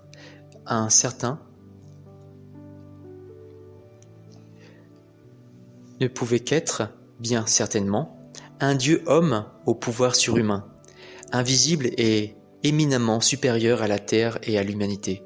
Certains des prophètes anciens étaient, sur le plan mystique, conscients de la source de création, que la source de création était en quelque sorte diffuse et présente dans toute la création, et qu'elle existait aussi dans la dimension éternelle. Mais ce mysticisme n'était pas à la portée de l'esprit humain moyen. Comprenez aussi que malgré le semblant de réalité en votre esprit d'un tel Dieu issu de vos lectures bibliques, personne n'a jamais, ne serait-ce qu'entrevu, ce Dieu-homme au pouvoir surhumain, sous une forme quelconque, sauf peut-être Moïse, qui prétendit l'avoir vu dans le buisson ardent, et rapporta qu'il se décrivait lui-même comme « Je suis celui qui dit « Je suis ». Tout ce que les gens connaissent de ce Dieu surhumain vient de ce qu'ils ont lu. Les sources sont des descriptions pittoresques de Dieu relatées par les prophètes durant leur vie terrestre. Or, les fanatiques religieux ne se réfèrent qu'aux anciens pour asseoir leur vérité. Ils ne peuvent croire que Dieu soit vraiment réel, éternel et capable de parler aux gens à votre époque. Cela montre à quel point sont illusoires les croyances religieuses. Vos ministres du culte sont terrorisés face à toute croyance qui détonne au milieu de celles déjà en place. Ils n'envisagent jamais ou craignent d'envisager que la connaissance spirituelle dans la dimension terrestre puisse être évolutive. Je vous demande de bien voir qu'il a été conçu un tissu de croyances, mélange de rationalisation et de superstition, une sorte de filet de sécurité mentale et émotionnelle pour que les esprits et le cœur des gens s'y empêtrent et s'y prennent au piège. Tout l'enseignement de la foi chrétienne se base sur l'émotion et provient, d'ouï dire, tiré des premières narrations de ma vie et de ma mort sur terre. Pourtant, on y croit fanatiquement. On enseigne aux chrétiens que Dieu est amour et qu'il connaît vos péchés, punit, régente, récompense les hommes de bien, envoie de calamité aux méchants. Voilà une description exacte de l'activité de la conscience humaine. On enseigne aux chrétiens que moi, le Christ, incarné dans la personne de Jésus, je suis mort pour le péché du monde. Je serai l'agneau immaculé de Dieu, sacrifié pour payer le prix des péchés des hommes. J'aurai fait le sacrifice suprême de ma personne pour accomplir cet étrange exploit, qui est le paiement des péchés au cours des siècles. Après ma mort, par la crucifixion, je serai retourné dans mon corps, serai apparu à plusieurs reprises dans ce corps pour réconforter mes disciples en deuil et leur donner un enseignement. J'aurai même avalé de la nourriture lors de mes apparitions. Après 40 jours, j'aurai ascensionné loin de mes disciples, emportant mon corps avec moi. Souvenez-vous de ce que j'ai demandé. Souvenez-vous de ce que j'ai demandé dans la lettre 3. Que ferais-je d'un corps humain dans les cieux, dans la vie et de l'au-delà? J'ai dit, je répète, que ferais-je d'un corps humain dans les cieux, dans la vie de l'au-delà? J'ai dit lors du dernier souper partagé avec mes disciples qu'ils devaient se rappeler ce dernier repas en rompant le pain et en se le passant l'un à l'autre. J'ai dit qu'ils devaient boire à la même coupe de vin et se rappeler que mon corps avait été crucifié, mon sang versé pour leur apporter la vérité de l'être. Parce que j'ai dit cela, la croyance bizarre a été établie que mon corps se transférerait aux hosties avalées par les officiants avec toute la révérence attendue lors de la cérémonie solennelle pratiquée à l'autel. Mon corps, quel bien mon corps, spiritualisé ou non, pourrait-il faire à l'officiant? Voyez-vous comment l'intellect peut être conditionné à accepter un non-sens totalement illogique? Il dure depuis presque 2000 ans, parce qu'une longue dynastie de papes et de cardinaux immensément riches, vivant dans des palais, l'ont soutenu et maintenu en grande pompe terrestre lors des cérémonies prestigieuses. Voilà la vérité au sujet de cette nuit fatidique que vous appelez la Sainte Seine. Afin de clarifier les choses, et bien que cela me soit douloureux, j'abaisse mes fréquences vibratoires de conscience pour entrer directement dans le souvenir conscient des pensées et sentiments qui furent les miens lors du dernier repas avec mes disciples. J'étais un homme fort, illuminé, certain d'avoir à affronter une destinée que je ne pouvais ni ne voulais éviter. Mais j'étais tout de même profondément triste lorsque nous commençâmes notre repas de la Pâque juive. Mes disciples avaient été mes amis, ils étaient restés à mes côtés dans des circonstances parfois difficiles. J'étais triste de les quitter et me faisais du souci pour leur bien-être. Que leur arriverait-il quand ils se retrouveraient seuls sans mon soutien et ma protection? Ils demandaient de moi plus qu'ils ne l'imaginaient. Je me remémorais mes années d'enseignement aux hommes, mon retour du désert, et j'étais sale, négligé, mais littéralement possédé par une joyeuse sollicitude pour mes semblables. Quelle ironie! J'étais surexcité à l'idée que je pourrais dorénavant les aider à suivre le bon chemin, implanter dans leur esprit la vérité concernant l'existence, leur montrer comment surmonter leurs craintes, leurs maladies, leur pauvreté, leur misère. J'allais conquérir le monde. Combien différent était le résultat demain! Je serais cloué sur une croix. Pourtant, c'est vrai, j'avais réussi. Je repensais aux guérisons effectuées et me remémorais combien les gens acceptaient joyeusement le Père aimant. Je pouvais comprendre pourquoi le grand prêtre et le conseil me détestaient. À la place des craintes, punitions et sacrifices d'animaux, j'offrais aux gens la réalité de l'amour Père, dont je donnais démonstration en guérissant des gens à l'agonie. Je reportais mon attention sur mes disciples, qui conversaient en mangeant. Ils étaient toujours inconscients du défi qui m'attendait, la crucifixion. Ils se refusaient à accepter mes avertissements multiples, comme paroles de vérité. Ils pensaient que je craignais à présent le grand prêtre et se demandaient pourquoi. J'avais déjà réussi à me sortir de situations critiques auparavant, comme il était de coutume à la Pâque juive. Ils parlaient des circonstances entourant la fuite d'Égypte des Israélites.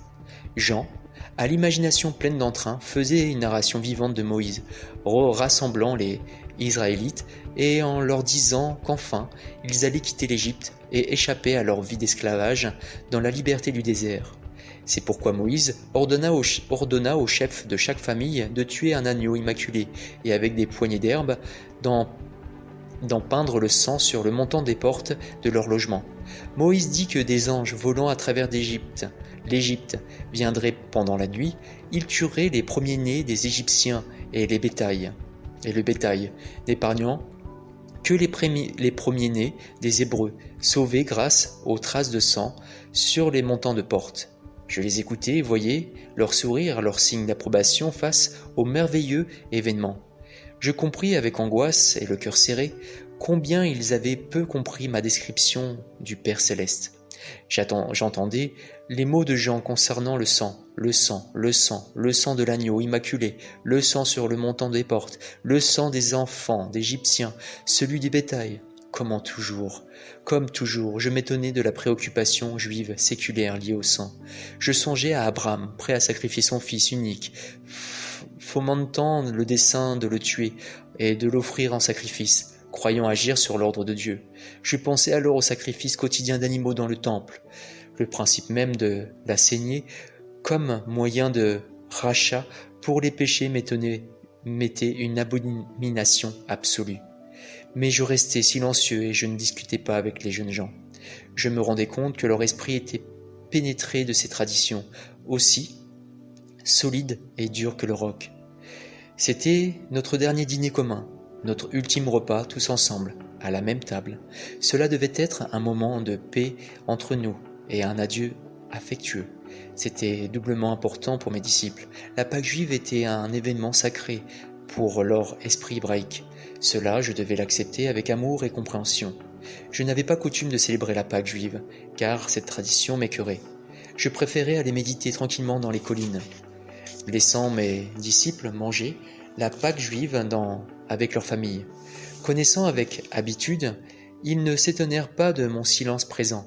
À présent, mi-allongé, mi-assis, j'étais incapable de me détendre comme autrefois, tendu, raidi, plein de compassion affectueuse envers mes disciples, et pourtant en partie agacé par eux. Je me demandais quel gage effectif de souvenirs je pourrais laisser à ces disciples désorientés et somnolents, quel rituel restituerait à leur esprit confus tout ce que j'avais tenté de leur enseigner. Je voulais les secouer pour les sortir de leur optimisme confiant. J'écoutais leurs conversations sur Moïse et ses actes miraculeux, puisqu'il était si préoccupé par le sang. Me vint alors l'idée de leur donner du sang en souvenir de moi. Je me penchai, pris un pain sur la table, le rompis en plusieurs morceaux et dis brusquement, très brusquement, « Je suis comme votre agneau pascal. Distribuez ce pain, prenez-en votre part et mangez. Faites-le en souvenir de moi, qui vous ai apporté la seule vérité réelle dans le monde et jamais entendu parler.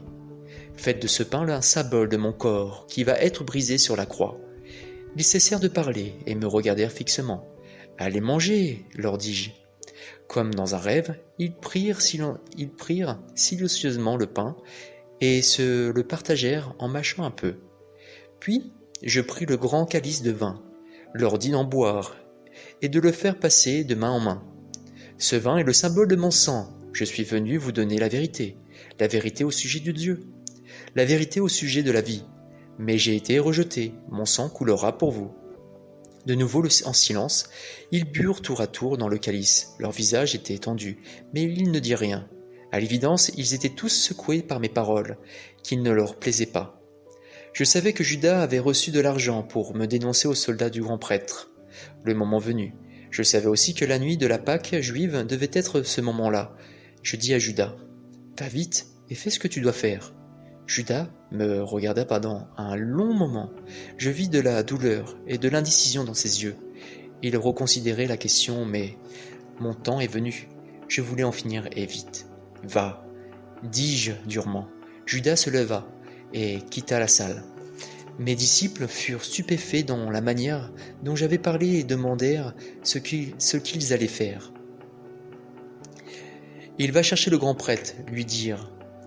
Où me trouver ?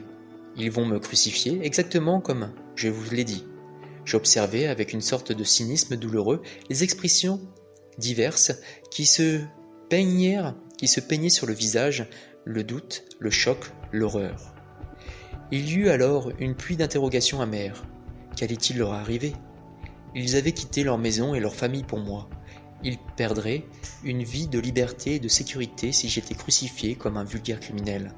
Je leur dis qu'ils allaient m'abandonner. Ils nièrent la chose avec véhémence, mais ils le firent. J'étais trop fatigué pour discuter avec eux. J'étais devenu si fort, si certain dans la connaissance que le Père était en moi et avec moi à tout moment que je leur pardonnais leur infidélité. Puis en fin de compte, j'allais être libéré de mon corps. Je montrerai dans le royaume de la lumière que j'avais si souvent ressenti sans jamais les voir complètement avec ma vision terrestre. Cette pensée m'apportait une profonde consolation et un sentiment heureux d'espérance. Je leur ai dit donc, en souriant, « Il est bon que vous ayez fait ce que j'ai demandé en souvenir de moi et de ma mort prochaine. Continuez à rompre le pain, à boire du vin ensemble, et rappelez-vous que je vous aime à jamais et resterai avec vous en esprit jusqu'à ce que vous me rejoigniez là où je vais.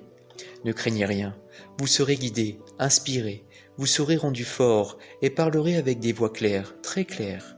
Voici mon seul avertissement. À l'avenir, ce que je vous ai enseigné sera en grande partie oublié. Ce que j'ai dit sera en grande partie détourné par le raisonnement humain ou déformé par les mythes humains. Il y eut alors de la panique et des cris. Comment cela se peut-il ? Je souris et levai les mains. Je vous ai dit que ce qui arrivera dans un avenir lointain. En attendant, restez fidèles à tout ce que je vous ai enseigné. Ne doutez d'aucune parole que j'ai prononcée. L'heure vint de se rendre au jardin des Oliviers, où les soldats du grand prêtre viendraient me chercher. Mes disciples voulaient encore me poser des questions, mais j'étais arrivé au bout de mes discours aux hommes. Je ne voulais plus rien, sinon me préparer à mon épreuve dans un silence total. Entrer par l'esprit dans un état d'harmonie et de communication rassurante, en constante avec le Père, nous nous dirigeâmes vers le jardin et je gagnai seul mon rocher favori. À l'abri du vent, je m'assis et ramenai mon manteau autour de moi. Fermant les yeux, je me sentis glisser progressivement dans un grand apaisement et un silence puissant. Puis la puissance elle-même descendit et s'installa en moi, s'emparant de mon esprit, de mon cœur. Elle me remplit d'un amour suprême, tel que je sus combien j'étais soutenu, aidé avec amour. Je pourrais conserver mon amour pour tous, quoi qu'il advienne de moi. C'était tout ce qui importait, maintenant que mon heure était venue. Voilà la vérité sur l'acte de rompre le pain et de boire le vin en mémoire de moi, sur ma vie et mes enseignements. Comme vous le savez, vous qui lisez cette lettre, tout ce que le Père m'a donné à connaître durant ma dernière nuit, sur terre s'est accompli. Parce que j'ai parlé du Père, du Fils et de l'Esprit Saint, l'Église a décidé au concile de Nicée que je me référais à 3 personnes en une. Par conséquent, les gens prirent le Père pour demander des avantages, implorant l'Esprit Saint de les instruire spirituellement, et prirent le Fils de les sauver de leurs péchés.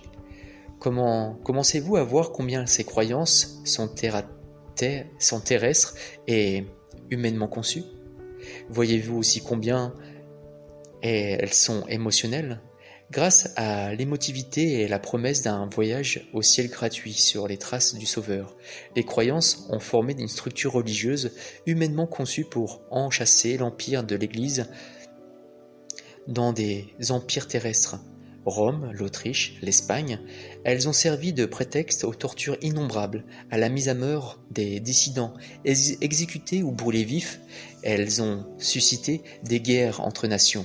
Mais la perception spirituelle et la créativité, issues de certaines de ces croyances, ont aussi apporté une belle contribution à la vie, ces 2 derniers millénaires. Ces croyances ont provoqué la construction des cathédrales, églises, monastères, couvents. Elles ont donné aux gens un objectif stable, leur ont permis d'exprimer leurs dons artistiques, ont fourni du travail aux moins doués. Elles ont aussi permis à des millions de consciences d'accéder au royaume supérieur de l'amour et des pensées lumineuses. Elles ont même joué le rôle d'impulsion, favorisant l'accès au mysticisme et à l'illumination des âmes spirituelles qui réussissaient à voir la réalité alors cachée sous les croyances. Au cours des siècles, les croyances ont aussi créé les conditions favorables permettant l'essor de la hiérarchie religieuse dans son faste et de ses immenses richesses. Il s'agit d'une édification humaine issue des impulsions de l'ego. D'un point de vue spirituel, elle est entièrement fausse. La vérité sur le péché. Comprenez aussi qu'au cours des siècles, les hommes sentirent que certaines conduites humaines nuisaient au bien-être d'autrui. Ils voyaient les meurtres, les vols des femmes, des biens personnels qui causaient tant de douleur, de chagrin dans la communauté et rendaient la vie difficile, parfois intolérable. Ils en déduisirent que ces conduites devaient être contraires à la volonté de Dieu. Ils nommèrent péché de telles conduites qui furent représentées par le mal. Puis, leurs prophètes pensèrent que des conduites aussi anormales devaient venir d'une force malveillante, opposée à Dieu. Ils l'appelèrent Satan. Ils se menacèrent et se punirent mutuellement, selon la croyance que les péchés étaient mauvais. Leur Dieu punirait lui aussi les hommes pour leur agression mutuelle. Cela se pratique aujourd'hui. Encore dans les églises, les ministres religieux tentent de contrôler les gens par la peur. Le concept de péché contre Jéhovah, créateur éternel et infiniment puissant, voilà une méthode habile et puissante pour contrôler les gens. Les croyances de l'Église sont un simulacre de tout ce que j'ai essayé d'enseigner aux gens en Palestine. Moïse introduisit d'abord les croyances en le péché et en la punition, avec les 10 commandements. Moïse dit qu'il y avait reçu de Dieu, si les Israélites les violaient, ils devraient subir la punition correspondante.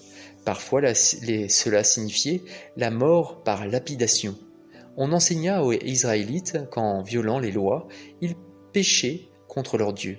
La vérité exacte est que Moïse alla dans la montagne pour prier et demander un moyen de contrôler les Hébreux indisciplinés. En réponse à sa prière, il reçut par inspiration les 10 commandements.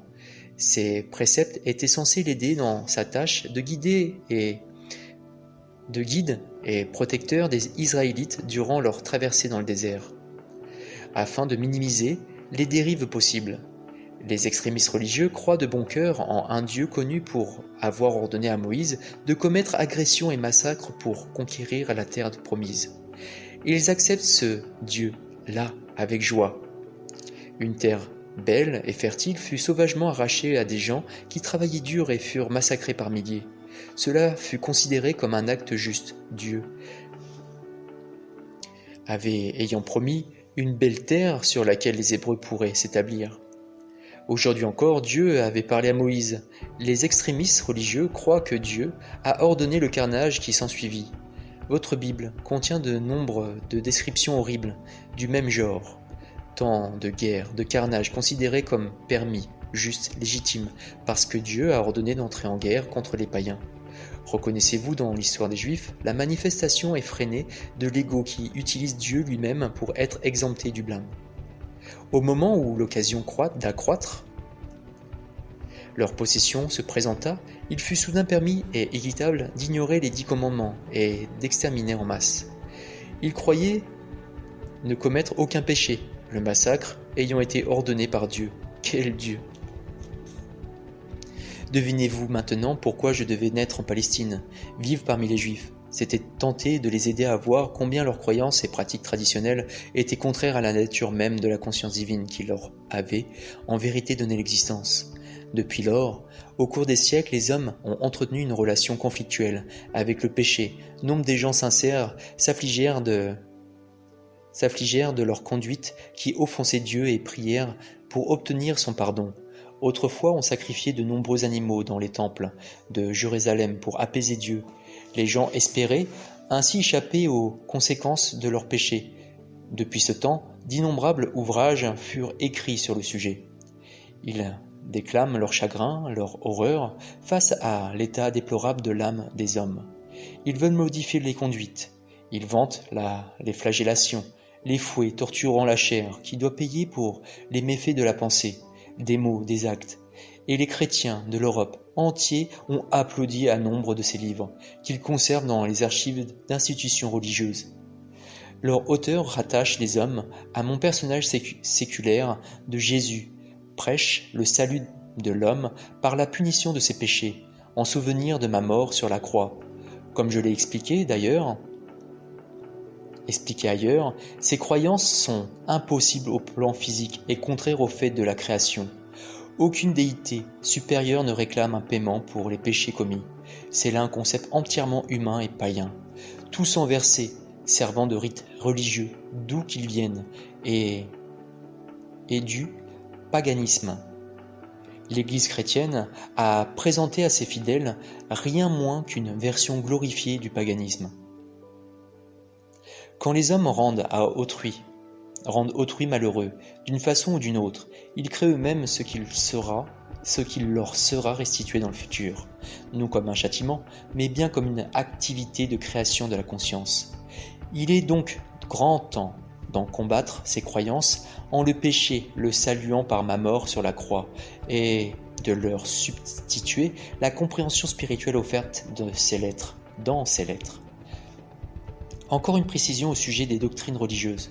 Au cours des siècles, certains chercheurs spirituels, dont la conscience était suffisamment purifiée et qui appartenaient à l'Église chrétienne, perçurent fortement la puissance appelée Dieu. Ils reconnurent que la source de l'être n'était pas ce qu'enseignent les églises. Mais rares sont les êtres spirituellement assez évolués pour franchir les paramètres des croyances religieuses et sentir le plein afflux de la puissance. La plupart des hommes ne peuvent concevoir la vérité qu'au moyen d'une terminologie terrestre. Moi, le Christ, je vous le dis, jusqu'à aujourd'hui, pas un seul parmi les saints n'a seulement entrevu la réalité de la création ni même la vérité derrière le comportement humain comme je vous le représente à ce jour. Le temps est assurément venu de vous dire la vérité sur le péché et le comportement humain. Il faut que vous sachiez ce que les gens font actuellement au monde et se font à eux-mêmes. Pour cela, il faut d'abord que vous renonciez totalement aux mythes séculaires de la doctrine religieuse. Montrez-vous maintenant enthousiaste, réceptif, et ouvrez sans aucune restriction votre cœur à la réalité de l'existence. Si tel n'est pas le cas, les propos qui suivent n'auront aucune signification pour vous.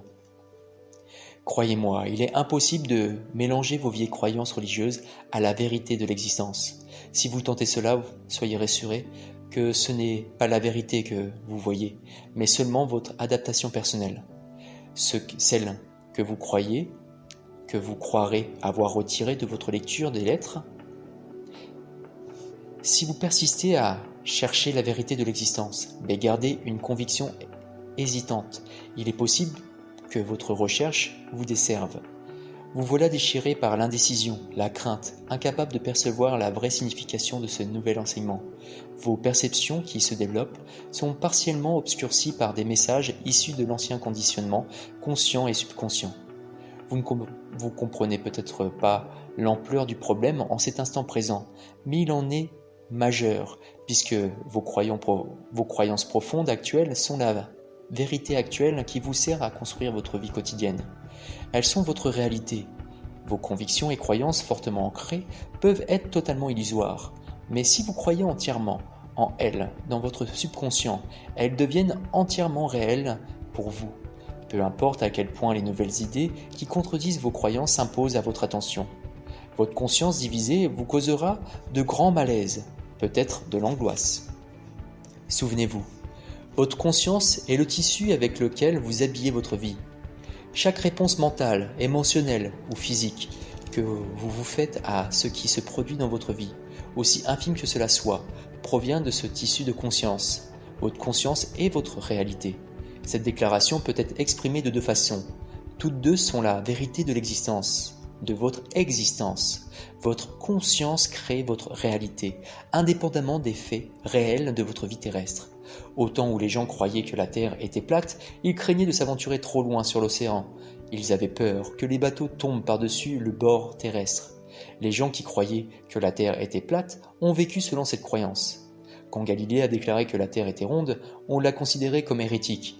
Mais sa perception rondeur de la Terre a donné aux marins un nouveau regard sur le monde. Ils sont partis à la découverte de ce qu'ils avaient de l'autre côté de l'océan. Il a fallu un changement dans leurs croyances pour rendre cela possible. Ces lettres vous mettent dans une position semblable. Ceux qui les méprisent et les ridiculisent ressemblent aux gens qui croyaient que la Terre était plate et craignaient de tomber par-dessus bord s'ils s'aventuraient trop loin à l'ouest, à l'est du monde connu. Leurs fausses croyances limitaient sévèrement leur horizon. De même, les gens persuadés que le monde est solide ont un horizon extrêmement limité. Jour après jour, ils se lamentent et s'inquiètent des malheurs qui surviennent dans le monde. Ils croient de ne pouvoir en échapper. Mais ceux qui saisissent et accueillent la vérité de la conscience que je donne au monde ressemblent aux gens percevant qu'il était possible de voyager sur les océans, partout et dans toutes les directions, à condition de vouloir entreprendre un tel voyage. Dans votre état de conscience est ce qui est primordial dans votre vie. Non pas vos relations, vos biens ou vos positions sociales. Prenez soin de votre conscience. Il s'ensuivra des bienfaits touchant tous les domaines de votre vie. Grâce à votre conscience, vous vous nourrissez d'amour, d'harmonie, de joie, de beauté, même au fond d'un taudis. Grâce à une telle conscience, vous vous verrez retiré du taudis et placé dans un environnement conforme à votre moi intérieur. C'est ainsi que vous vous dégagez des conditions désagréables. Après avoir lu ce qui précède, vous devriez être capable de voir que vous seul créez la qualité de votre monde intérieur, que vous soyez extérieurement placé en prison ou aux commandes d'un cuirassé, vous pouvez améliorer votre environnement en rayonnant sur lui la force de vie qui anime votre pensée. Encore une fois, votre conscience est votre réalité, non votre conjoint, vos enfants, votre foyer, votre jardin, vos biens, vos qualifications, votre lieu de travail, vos amis. Quelle que soit la place, bonne ou mauvaise, que votre entourage et vos biens occupent dans votre conscience, cette place est seulement la perception personnelle que vous avez d'eux. Personne ne connaît vraiment la réalité des êtres. Nul n'accède à la bonté innée, cachée dans un caractère en apparence désagréable. À l'inverse, nul ne soupçonne les moteurs et désirs cachés d'un être en apparence charmant. Votre vie extérieure ne fait que refléter votre conscience. Elle ne peut ni créer ni déterminer. C'est impossible. Vos réponses conscientes, vous êtes le créateur des réponses. Ce que vous allez créer dépend entièrement de vos perceptions les plus profondes et de vos croyances sur l'existence. En outre, vous pouvez choisir à tout moment de démanteler progressivement votre monde intérieur pour créer un royaume plus harmonieux d'amour, de vitalité, de joie grandissant, même si vos objets extérieurs, personnes ou biens, restent identiques. Le pouvoir spirituel du tissu de votre conscience, rayonnant vers l'extérieur, sera absorbé par les gens, les plantes et même les briques, le mortier de votre proche entourage. Des changements nets et des améliorations évidentes se produiront tout autour de vous. Votre destinée, dans cette vie ou dans une vie future, est de parvenir à cette réalisation totale et complète. Alors, vous cheminerez vers la maîtrise du soi, jusqu'à devenir le véritable maître de votre monde, de conscience humaine, pénétré et soutenu par la conscience divine. Moi, le Christ, je vous confie cette lecture, cette lettre. Vous êtes maintenant en pleine possession des faits importants de la création qui peuvent vous aider à dépasser l'ego, ce gardien de votre individualité, et à retourner vers l'universalité d'être d'où vous venez. Les moyens d'accéder à l'amour, la joie et à l'accomplissement personnel inconditionnel sont entre vos mains. Rappelez-vous, je désire ardemment les progrès du voyageur spirituel. Au cours de votre avancée sur le chemin que j'ai tracé pour vous, vous vivrez des moments vous confirmant la réalité de ma présence auprès de vous dans ce voyage. Vous en serez conscient. Mettez-en eux votre foi. Mettez en eux votre foi. À tout moment, je vous soutiens dans l'amour divin, car je suis l'amour divin en action. Croyez-le, et trouvez le repos dans ma conscience. Elle vous enveloppe.